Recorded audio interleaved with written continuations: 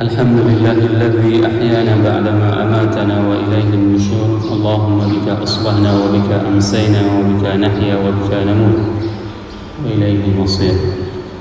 اللهم إني نشهدك ونشهد حملة عرشك وملائكتك وجميع خلقك أنك أنت الله لا إله إلا أنت سبحانك إني كنت من الظالمين. أشهد أن لا إله إلا الله وأشهد أن محمدا عبده ورسوله. اللهم صل وسلم وبارك على حبيبنا وشفيعنا وزهرنا ومولانا محمد وعلى أزواجه أمهات المؤمنين وذرياته وأصحابه أجمعين. رب اشرح لي صدري ويسر لي أمري واحلل عقدة من لساني يفقهوا قولي. أما بعد. Hadirin jamaah salat subuh yang dirahmati Allah, mari sama-sama kita panjatkan puji dan syukur kita kepada Allah yang telah memberikan nikmat iman, nikmat Islam kepada kita sehingga kita dapat melangkahkan kaki kita ke tempat yang penuh dengan keberkahan ini. Ini merupakan sebuah bukti Allah masih mencintai kita, masih memberikan kesempatan kepada kita sehingga kita dapat berkumpul di tempat yang penuh dengan keberkahan ini. Salawat dan salam mari sama-sama kita panjatkan kepada junjungan kita Nabi besar Muhammad sallallahu alaihi wasallam yang telah mengajarkan kepada kita ajaran dan pedoman hidup. Apabila kita mengikuti pedoman hidup tersebut, maka kita tidak akan pernah tersesat, maka kita akan hidup dalam keadaan sukses. Oleh sebab itu, mari sama-sama kita senantiasa di dalam i'tikaf kita ini kita berselawat kepada junjungan kita Nabi besar Muhammad sallallahu alaihi wasallam. Kalaulah Rasul pada saat itu mogok tidak mau menyampaikan risalah ini, maka kita tidak akan menemukan nikmatnya subuh berjamaah seperti ini. Alhamdulillah, semua ajaran yang disampaikan oleh Allah kepada Rasulullah itu disampaikan kepada kita. Yang saya hormati Tunku Imam Syekh, Tunku Imam Gampung, Tunku Imam Rawatib, BKM, semoga ini menjadi ladang amal ibadah sebagai estafet melanjutkan dakwah yang pernah dilakukan oleh Rasulullah SAW. Ini merupakan pertemuan yang ke-25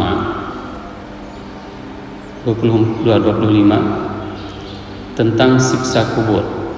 Allah berfirman di dalam surat Al-An'am, A'udzu billahi minasyaitonir rajim. Bismillahirrahmanirrahim.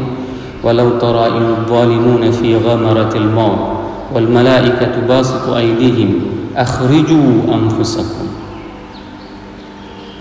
al-yawma tujzauna 'adzabal huni bima kuntum taquluna 'ala Allahi ghairal haqq wa kuntum an ayatihi tastakbirun. Jika kita ingin membuka tafsir, semua mufassirin itu mengatakan bahwasanya azab itu akan didapati setelah seseorang itu meninggal. Hal ini diungkapkan oleh Al-Quran dengan kata-kata al-yawm. Walau tara idh zalimuna fi ghamaratil maut, dan apabila engkau melihat jiwa yang sedang direnggut nyawanya oleh malaikat, basitu aidihim, pada saat itu malaikat itu memukul dengan tangan mereka, ya, wajah orang-orang yang akan dicabut nyawanya. Ini pasti. Kemarin ada ditanyakan sama Pak Marwan, apakah azab itu kepada ruh atau kepada badan? Para ulama mengatakan azab itu kombinasi ruh dan badan. Ya. Jadi disiksa itu ruh dan badan. Salah. Selama ini kita mengatakan ruh itu bergentayangan. Enggak, teman. Ruh itu tidak bergentayangan. Ruh itu menikmati nikmat atau mendapatkan azab. Tidak ada bergentayangan. Kalau dia tidak baik amalnya, maka azablah yang dia dapati. Kalau dia baik, maka nikmatlah yang dia dapati. Enggak ada bergentayangan. Ini kesalahan kita dalam memahami, dikarenakan terinspirasi dengan sinetron. Ada yang dinamakan dengan suster mesor. Ya, itu membayangkan seperti itu. Ruh itu menjadi hantu, padahal itu adalah jin yang menyerupai dengan manusia. Kita kembali kepada tafsirnya. Basitu aidihim akhriju anfusakum. Pada saat itu dipukul, ya, dipukul wajah orang-orang yang ingin dicabut nyawanya, dan pada saat itu dikatakan akhriju anfusakum, keluar kalian, keluar wahai ruh dari tubuh. Al-yawma tujzauna adzabal hun. Mulai hari ini kalian akan merasakan azab. Begitu keluar ruh itu sudah kerasa azabnya. Jadi seseorang itu, makanya Utsman pada pertemuan yang lalu kita mengatakan awalul manazil itu adalah kubur. Kubur itu merupakan destinasi pertama setelah manusia ini mati, hidup di dunia. Kuburan. Maka Utsman itu kalau berdiri di atas kuburan itu menangis sampai basah jenggotnya. Dan ini menjadi refleksi bagi kita semuanya. Kita lewat kuburan biasa saja, mudah apa yang ada keli, ya. Begitu kita lewat kuburan biasa saja. Karena seolah-olah apa? Seolah-olah kuburan itu biasa saja. Padahal itu merupakan pelajaran yang paling penting bagi kita.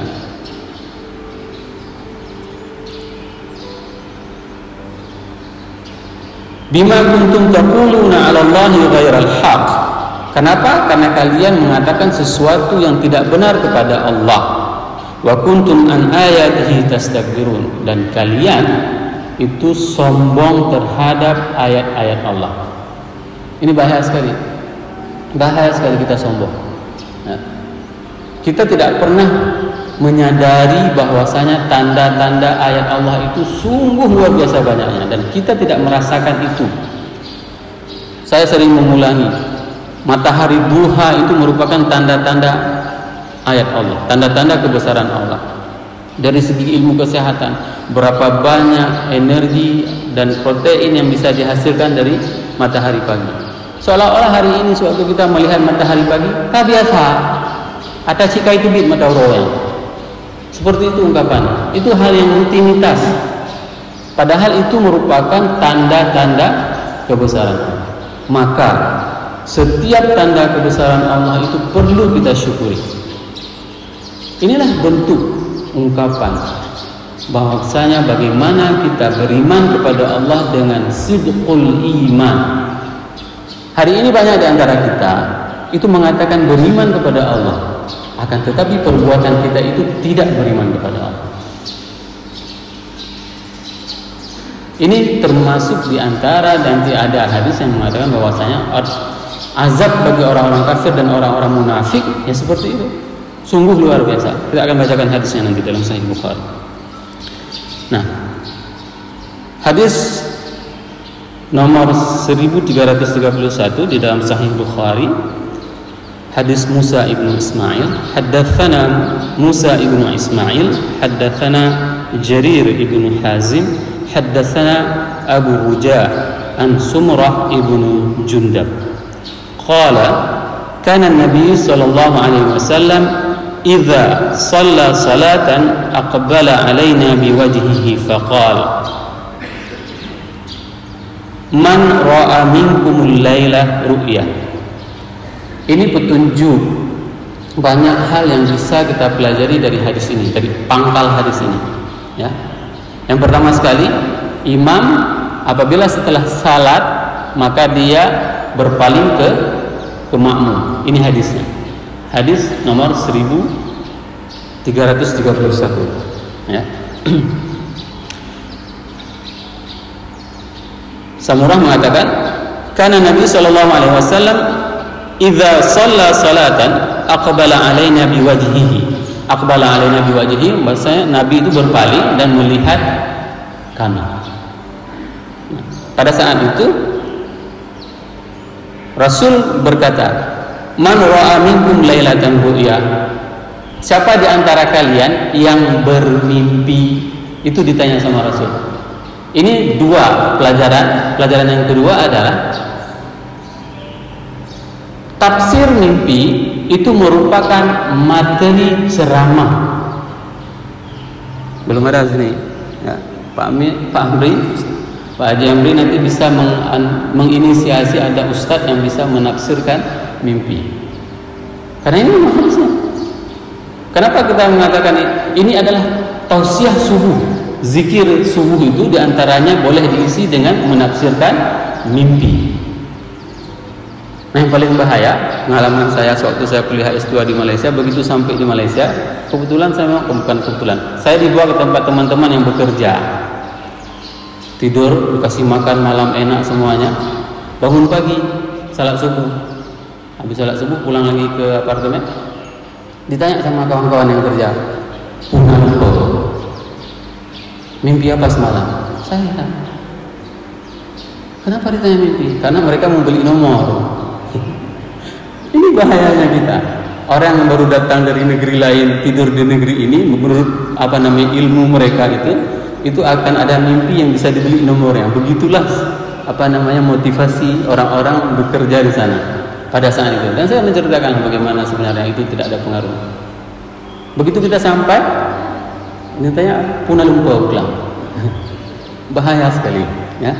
Nah, Rasul setelah salat subuh itu, di antara isi tausiahnya itu adalah menanyakan mimpi, jemaah. Kalau saya nggak tahu, saya jangan tanya nanti, saat saya mimpi ini saya nggak tahu, karena memang tidak pakar dalam mimpi, ya. Dan itu boleh merujuk kepada hadis yang diriwayatkan oleh Samurah Ibnu Jundab. Itu dia. Hadisnya panjang, ya. Di antaranya yang ingin kita sampaikan di sini adalah apa mimpinya. Rasul bermimpi ada orang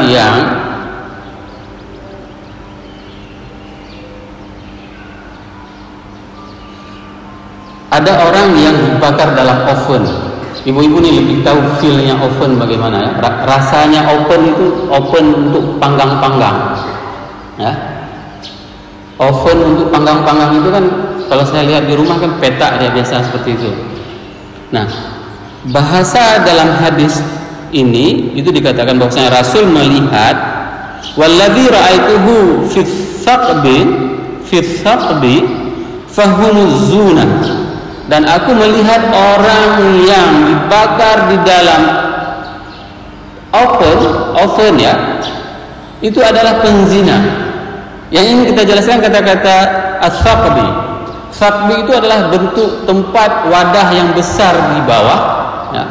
Bawahnya besar, akan tetapi dia kerucut di atas. Bayangkan orang dimasukkan ke dalam tempat yang di bawahnya besar dan di atasnya kecil, kepalanya kecil, lalu dibakar. Ini adalah penzina. Dan kita masih ada waktu. Wahai orang-orang yang pernah melakukan zina, masih ada waktu. Mulai subuh ini bertobatlah kepada Allah, karena tobat tersebut akan diterima oleh Allah. Allah masih sangat menyayangi kita, masih memberikan kepada kita umur sehingga kita bisa mendengarkan hadis ini. Ini fungsinya kita mengaji wa'dul haq. Nah, sehingga apa?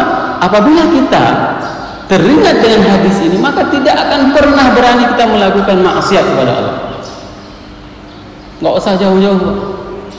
Kalau bapak-bapak yang hisap rokok Samsu itu, nah, besar api rokok Samsu, nggak sanggup kita matikan dengan tangan. Kalau Commodore dulu kan sangguplah kita.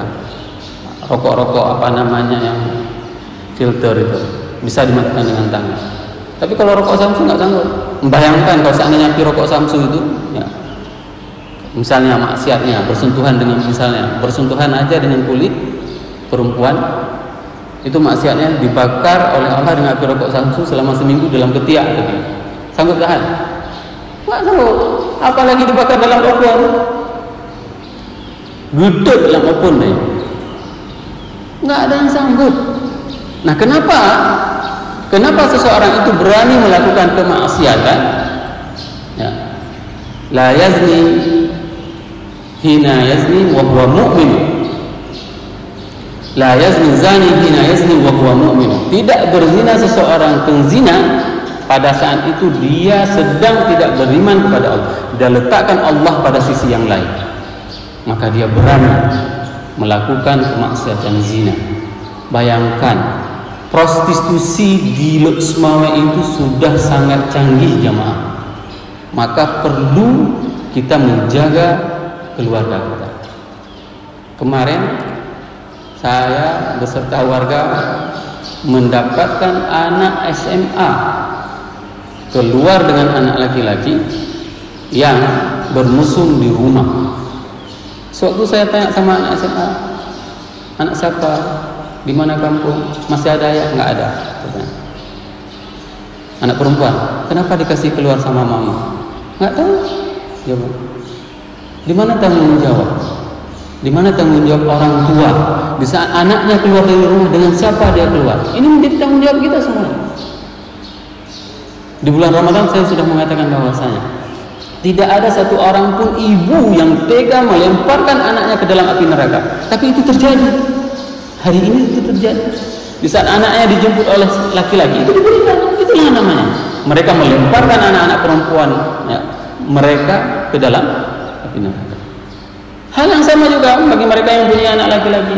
Sewaktu dia keluar malam, pergi menjemput anak perempuan, bangga, hayu tiga melu, merumpuak cewek. Yang punya anak perempuan juga seperti itu. Lagu tinang lu, nayang tungtung, nayang baba. Ini merupakan fenomena dan azabnya sebagaimana diriwayatkan dalam hadis tersebut, bahwasanya orang berzina itu dibakar dalam oven. Wallazi ra'aituhu fin nahri akilur riba. Dan orang yang aku lihat di dalam sungai bernanah, ya, bayangkan, itu adalah pemakan riba. Nah, pada saat seseorang itu menjadi pemakan harta riba, dia itu berada di dalam posisi sungai yang bernanah. Setiap dia akan keluar itu akan dilempari dengan batu. Bahaya sekali. 1 dinar. Dosa riba 1 dinar. 1 dinar itu 40.000. Sudah pernah saya katakan? 40.000 itu setara dengan berzina 36 kali. Setara dosanya dengan 36 kali. 40.000 rupiah. Menyena bungombeng urung-urang 40 rupiah. Ruh rupa jauh pengen. Saban lagi berzina 26 doh. Bayangkan kalau ada miliaran uangnya. Ya? Dan ini betul, Pak. Dan ini betul. Betul terjadi, siksa itu betul terjadi. Dan itu sudah ada viral, sempat viral beberapa waktu yang lalu. Sewaktu jenazah orang yang memang pekerjaannya itu sebagai pemakan riba, terbakar, kerandanya terbakar. Dan itu terjadi. Makanya saya katakan azab itu dirasakan oleh tubuh dan ruh. Dan ngeri sekali. Zina itu ngeri sekali. Dia itu mempunyai celah 99 celah. Riba itu ngeri sekali. 99 celah riba. Ya. Dan dosa teringan orang pemakan riba itu berzina sama dengan setara dengan berzina dengan ibunya. Siapa di antara kita yang sanggup berzina dengan ibu kandung kita sendiri? Ibu kita nggak ada. Tapi karena zuyina linnasi hubbus syahawat, karena nafsu kita tadi, ya, nafsu kita di dalam menginvestasikan harta kita, maka kita menempuh segala cara, apapun kita lakukan demi untuk mendapatkan uang. Padahal tidak ada satupun doa itu untuk doa meminta uang. Boleh lihatlah hadis-hadis Rasulullah SAW. Ulama juga mengajarkan kepada kita semuanya. Tidak ada satupun hadis meminta uang. Yang disuruh kepada kita adalah meminta rezeki. Di dalam doa kunut kan itu yang kita minta. Wa barik lana fima a'tait. Berilah keberkahan apa yang diberikan oleh Allah. Kita mempunyai teman, itu adalah sebuah keberkahan. Ya. Rezeki itu tidak mesti uang, rezeki itu tidak mesti harta. Persaudaraan sesama kita umat Islam itu merupakan rezeki. Ini sebenarnya yang harus dirubah mindset. Bukan uang yang kita cari. Ya, akan tetapi yang kita cari itu adalah keberkahan.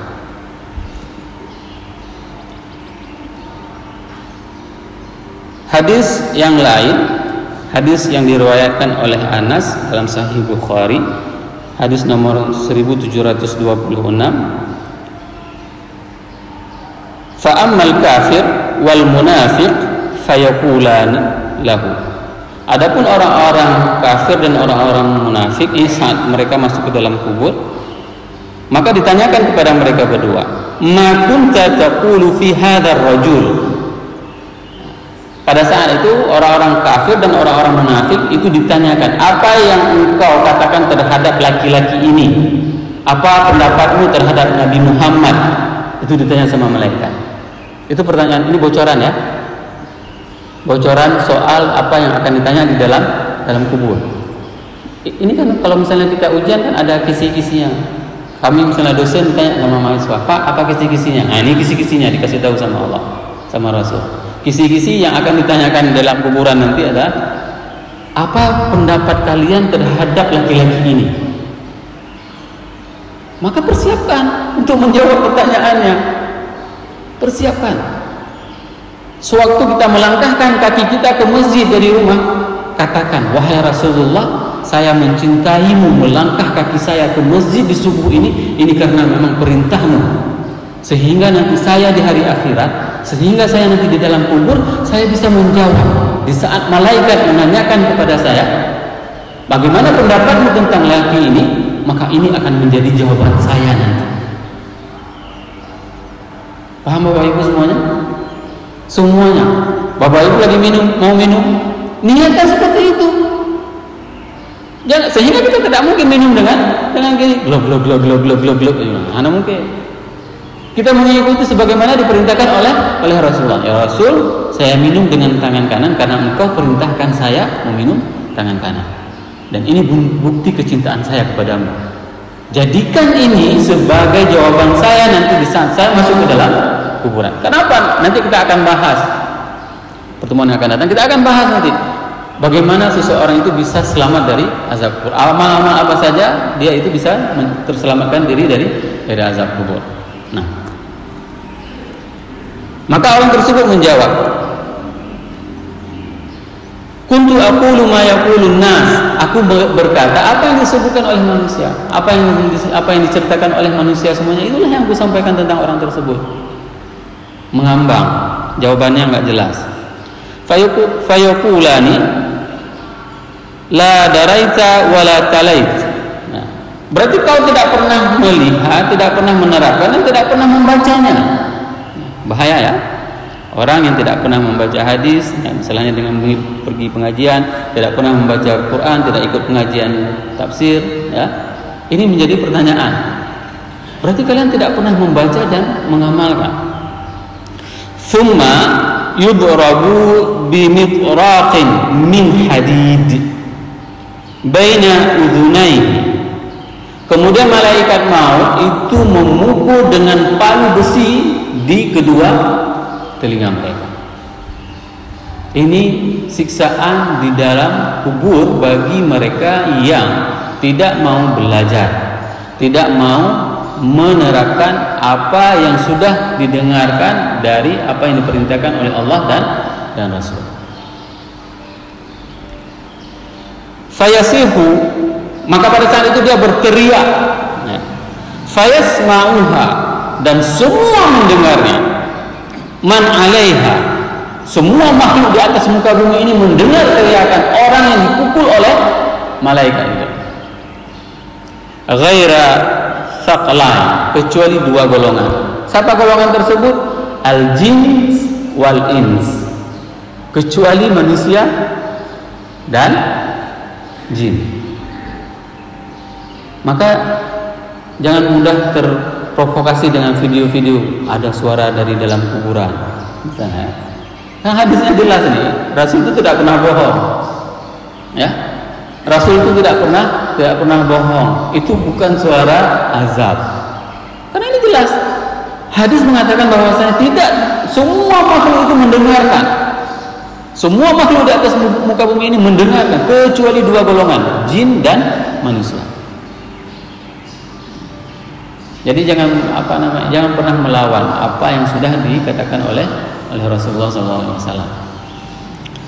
Wa qala ba'duhum, dan pada riwayat yang lain, fayudayyiqu alaihi qabruhu hatta takhtalifa adla'uhu. Dan pada riwayat yang lain itu dikatakan bahwasanya mereka itu dihimpit oleh kuburannya itu sampai patah remuk tulangnya. Ya. Luar biasa siksaan. Dan bayangkan hari ini, kalau seandainya itu terjadi sama kita, ini pasti ada kesempatan. Alhamdulillah kita masih hidup semuanya di sini. Subuh ini masih hidup. Ya. Jangan sampai nanti waktu meninggal, oh betul Ustaz Damanur bilang dulu, udah terlambat. Nah, ini kesempatan bagi kita semuanya mengaji wa'dul haq, dan pasti ini adalah untuk mempersiapkan diri kita agar tidak terjadi seperti yang digambarkan di dalam hadis tentang bagaimana pedihnya siksa kubur. Pada pertemuan yang lalu kita sudah menceritakan ada orang yang dirobek mulutnya. Ya. Kita sedikit aja kayak udah sakit. Ya. Kayak sedikit udah sakit. Ya peri-peri wabah hati. Ya. Dirobek-robek mulut. Kenapa? Orang yang berbicara selalu berdusta. Bahasa Aceh cok lebah. Nah, lidah cok lebah. Ada orang yang pada pertemuan yang lalu juga kita ceritakan, ada orang yang memang mengetahui tapi tidak mengamalkan. Ya, itu memukul dirinya dengan batu. Ini diantara mimpi Rasulullah SAW yang diceritakan kepada para sahabat. Subhanakallahumma wa bihamdika asyhadu an la ilaha illa anta astaghfiruka wa atubu ilaik. Assalamualaikum warahmatullahi wabarakatuh.